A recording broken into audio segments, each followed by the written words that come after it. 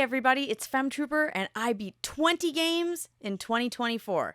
Let's talk about it.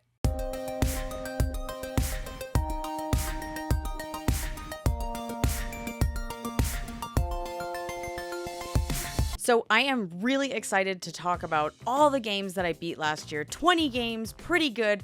I'm sort of bummed because the year before that I beat 21 games. So I was like trying so hard to beat the last game before New Year's, but it didn't happen. But in my opinion, 20 games in a year is pretty good, especially for a parent. I'm super happy with this achievement. I think it's awesome. So let's just dive right in. Of course, before we get into it, if you're not subscribed, please subscribe, click like, and tell me what games you beat in 2024. Okay, so in order, the first game I beat last year was Super Mario RPG.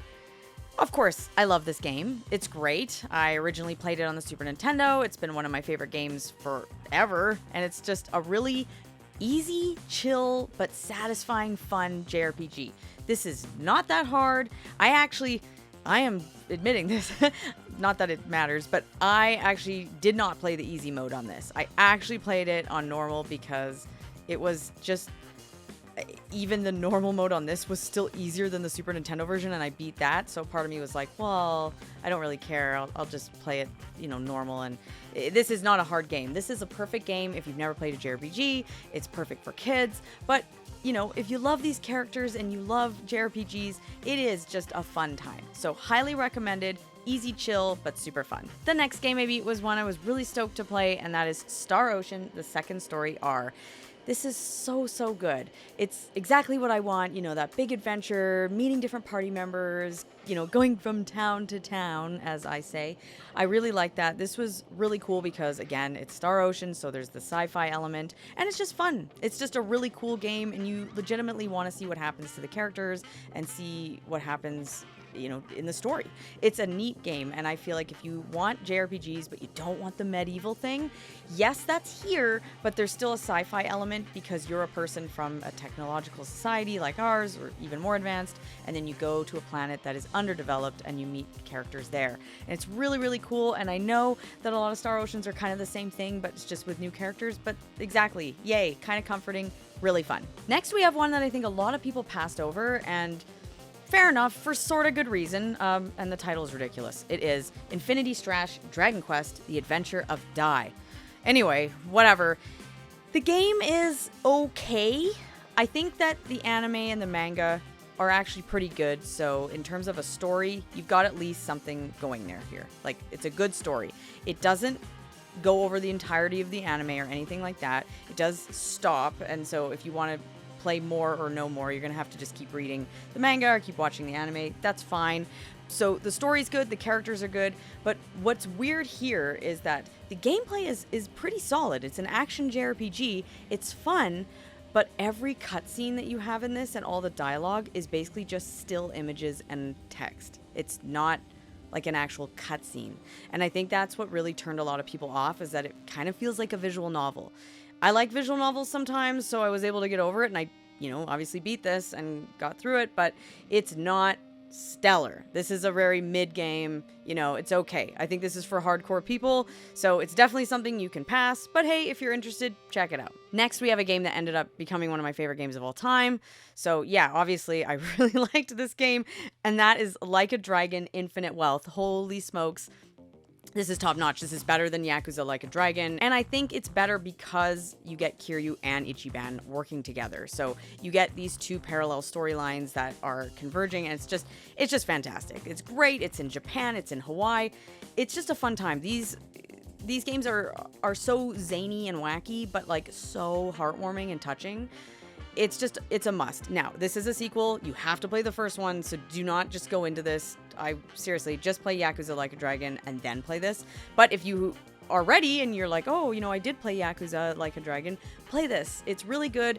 And I have to say, I talk about this game and the Yakuza series all the time, but I don't see this game appearing on a lot of other lists. I've seen so many people make videos like what I'm doing and, best JRPGs of 2024, and a lot of people don't have this on their list, or they mention it because they haven't played it yet or whatever, but I think it got skipped over. It came out right at the start of the year, and it's not the Final Fantasy, so I just feel like a lot of people skipped over it. Don't. It's really good. Here's one that's a little bit different. It's by no means like some phenomenal game, but it's good. I think it's great for kids, and it actually was really creative, and that is Princess Peach Showtime. The game is actually pretty neat. It's very easy. It's not, the most amazing game, but it's good. It's good. Like, I would give this like a 7.5 out of 10. Like, it's a decent game, and I do think it's worth it. And I think, again, I don't see a lot of people talking about this. I think a lot of people saw it and went, that looks lame, and just completely skipped over it. But it actually is neat. So it's up to you. It's not a long game. It's not like you're spending 30 hours on this. I think it's pretty cool. It's very unique. Princess Peach has all these different costumes, and all the levels are themed towards the type of costume she's in, because she goes in basically these plays. Like, she wants to go watch plays, and then she ends up becoming part of the play itself. So sometimes she's like a cowboy, sometimes she's a figure skater, whatever. It's different, but it's actually pretty neat, and I felt like when I was playing this would be a cool game if you were like 9 years old. I know I'm not 9 years old, but I still enjoyed it. Next, we have a phenomenal game, excellent, highly recommended to everybody, another sequel, and that is Final Fantasy VII Rebirth. So yeah, you have to play Final Fantasy VII Remake to enjoy this, and it's amazing. It's fantastic. I mean, I just love Remake so much, and I still like Remake a little more. I'm serious. I still like Remake a little bit more, but Rebirth is solid, and you get way more diverse areas. Like, you get to actually go to different towns, and so that part of it was cool, but it was a little bit too grandiose for me. I am a linear person. I really do like the hallway thing. I'm sorry. I like games where you don't have a lot of choice. That's just a personal preference. So while you can stick to the story, you can definitely go exploring and put, dozens of hours into this. I'm more of a story person and just kind of stick to what I'm supposed to do and kind of done with it. But it is really good. It's really, really cool. I loved all the locations and seeing the gang back again. It was really fun. So highly recommend this one. The next game I beat is a really fun, totally just awesome game to play in between JRPGs, and that is Marvel's Spider-Man 2.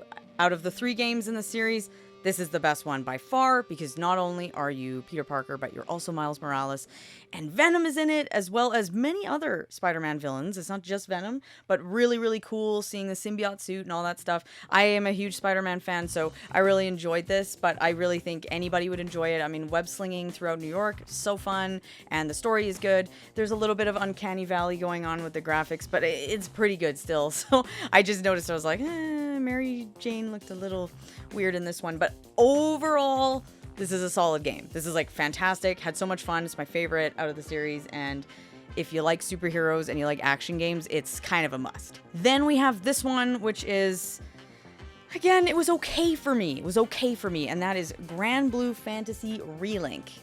It's okay, and I think part of it is just honestly because this is a series that has been going on for a while. It's on mobile devices and stuff, and you kind of just are thrown into a scenario with these characters. And because I don't know any of the characters, it wasn't like the worst, but it was kind of like, I don't know who these people are, so I'm not connected to them, so I kind of don't care. So yes, you can play this without knowing anything about the series, because they kind of throw you in and introduce you to people, and it works.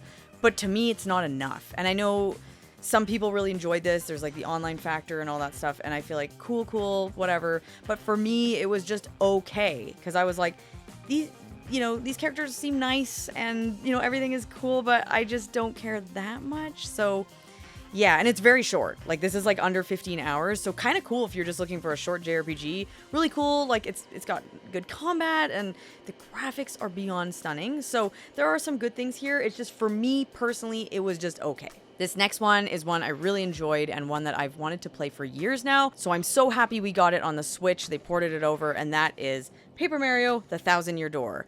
Really solid. Everyone has said this is the best Paper Mario game, and like, fair enough, it is really good. It's solid. I haven't played enough in the series to really make a good call on that, but all I can say is that the game is really good. So highly recommended. I had a phenomenal time with it. Great music. I mean, the game is actually stunning. Like, the graphics are just so crisp and nice, and it looks like this beautiful animated game. It is amazing, and the writing is funny. I really enjoyed all the characters. The story is good. it's cool. Like, there's some backtracking that's a little annoying and feels a little dated, but like overall, it's like an amazing, near perfect game. So I really, really like this. I do tend to like, obviously, cute, whimsical JRPGs, and this is one of those that is perfect. Now, of course, every year I try and beat one Dragon Quest game. At some point, I'm gonna have to not do that because I'm gonna beat them all. I'm very close. But last year, the game I chose was Dragon Quest VI. I chose it kind of because I knew it was the black sheep and that a lot of people don't like it, and I thought, let's just get this one out of the way. I know that Dragon Quest VII is the long one, but this is the one that a lot of people don't love so much, and I thought, let's just get it over with. So here's what I have to say about it. It's a Dragon Quest game. They're kind of all the same, and I kind of love them all. The only thing that this one kind of like got to me and like what like made me mad was the final boss was pretty hard, and I made it harder for myself because apparently I did a really horrible job with the job system and didn't, have the proper jobs in place, I guess. I don't know. I just sucked at it. I'm not a job person. I know JRPGs is not my thing. And so not that I ignored it, but in a sense, I just didn't participate in the job system enough, which made the final boss harder. Did it make the final boss impossible? No, but it made me have to grind a lot at the end, and it was really irritating. And I did it because I have to just mentally beat a game. I'm not someone to just drop it. Like, I have to beat this, and it's Dragon Quest, so I have to beat it. And it was really annoying. So that kind of like soured the experience at the end. I was like, oh, this game's it's pretty good, but then that made me kind of mad at it. But other than that, it's still a solid Dragon Quest game. It's cool because there's like two worlds and you're going between the two of them, and it's kind of different that way. That can get kind of confusing. But overall, it's a Dragon Quest game. So that's kind of like what I say here. It's like you have your preferences. You have your Dragon Quest games that you really like.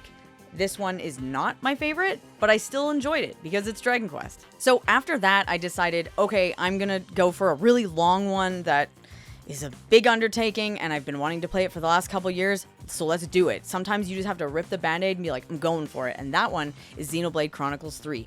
I hadn't beat it, and I thought, well, no time like the present. So I decided to conquer Xenoblade Chronicles 3, and yes, it is great. It is not my favorite Xenoblade still. I still really like the first one the best, but I think it's better than the second one, and I did overall really enjoy it. Some very emotional, touchy-feely moments in this. Really, really good game. I like the characters. Xenoblade Chronicles are games that I really enjoy, but they're not my personal favorite. So although I really like them, I wish there was more, diversity in the locations and stuff. I don't know. I like it. It's very MMO feeling, and that's not really my style, but I really like it. Like, this is an amazing game. It really is that 9-10 out of 10 experience. So yeah, I really liked Xenoblade Chronicles 3. It's a good time. The next game that I beat is one that I had wanted to play for a little bit as well, and it's an indie game that looks, oh my goodness, beyond gorgeous. I mean, this game is stunning looking, and that is Sea of Stars. The only problem is, it's just okay. I was really let down by this one. Sea of Stars is really average. Sorry, I know a lot of people really like it, and again, that's great. If you had a great time with it, that's awesome. The reason it was average for me was the characters were pretty blah, and they didn't have a lot of personality, and so that was kind of a letdown. And the battle system kind of got a little bit repetitive and annoying, so it was a little bit like, eh.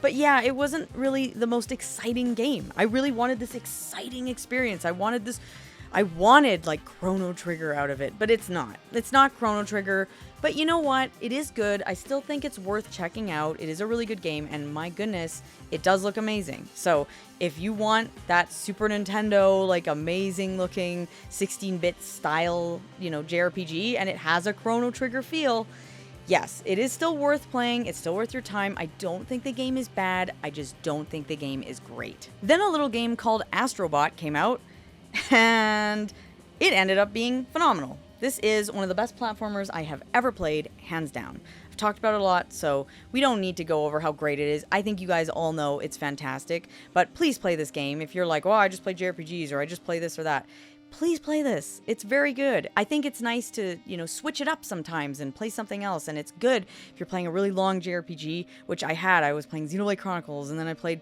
Sea of Stars, and it's like, okay, now I'm going to play this, and it was a lovely break and just a phenomenal experience. And I have to say, It's definitely one of my favorite games of all time. It's one of the best platformers I've ever played. It's one of the best 3D platformers I've ever played. The game is just really good. So don't skip on this. It kind of popped up out of nowhere. I remember it just came out and I was like, okay. And then I bought it kind of because a lot of other people were saying it's good, and turns out they weren't wrong, and it was amazing. Next, we have another weird one that I decided in my backlog. I just want to play it. I want to see what I think. And that is God of War 2018, like the new one, not the original God of War, but 2018. And this also was okay for me.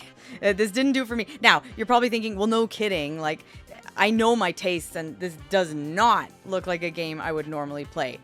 But I really do like the cinematic Sony AAA experience. I do like those games sometimes, okay? I really do.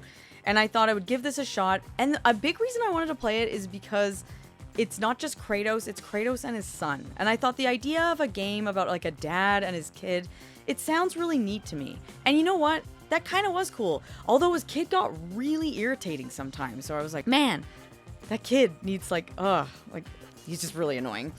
But God of War is a really good game. I think it's just I'm not the target audience, and I'm very aware of that. And it was a little boring for me sometimes. I know, I'm sorry, but I was not really feeling the story. It was just okay. It kind of had a blah look, and I would get bored, and I would get a little frustrated, and I'd be like, ah. And I remember it being a little bit of a chore. There were a lot of puzzles. I don't like that. I don't know. It just wasn't my thing. So it's okay. It's okay for me, but I'm glad it's done. I got it over with. It's out of my backlog. Next up, we have another little game here, and that is The Legend of Zelda: Echoes of Wisdom. I gotta say, guys, I really like this. Does it have problems? Sure, it does, but I really enjoyed it. I liked something different. Oh, I don't have to be Link this time. It's a little bit different. I want to be Link pretty much all of the other times, but it's nice to get a game where it's something a little different, and I really enjoyed this. It was really cool and super creative because you don't have a sword, so you're not just like, just getting enemies the normal way. You are having to do all sorts of weird things to cross, over a bridge, or if there's no bridge, there's like a, cross over a river, or you're having to defeat an enemy and send out an enemy that you've already got as an echo, or, use a bed to heal in mid-boss battle. There were so many funny things about this game. I really liked it. I do think it's good. It's one of my favorite games actually of last year. I really did enjoy it, so highly recommended. Don't skip it because you're like, oh, it's not Link or whatever. Like, who cares? It was awesome. I really, really enjoyed this, and I don't think it's perfect, but I mean, what is? So I just feel like it's totally worth your time. Despite the odd little frustration, it was still really fun. All right, so the next one is another one that kind of popped up out of nowhere, and that is Emio the Smiling Man, part of the Famicom Detective Club series. And it's a brand new game in the franchise, which is cool because these are like really old and they haven't made a new one in like 30 plus years, longer. It's really cool. It's a visual novel. You're basically trying to solve a murder, and lots of reading, lots of text. So if you're not into visual novels, probably not your jam, but if you can get past that and you're like, oh, that's cool, or you are into visual novels, it's definitely a must. I don't think it's the best thing out there. I think a lot of people played this and it was like the first time they were playing like visual novels, and I think they're like blown away, but it's like there are better. So I'm not gonna like, I don't want to say this is like, the bee's knees or whatever. Like it's really good. I'd still say it's like a solid like 8 out of 10. It's just not like the best visual novel ever made.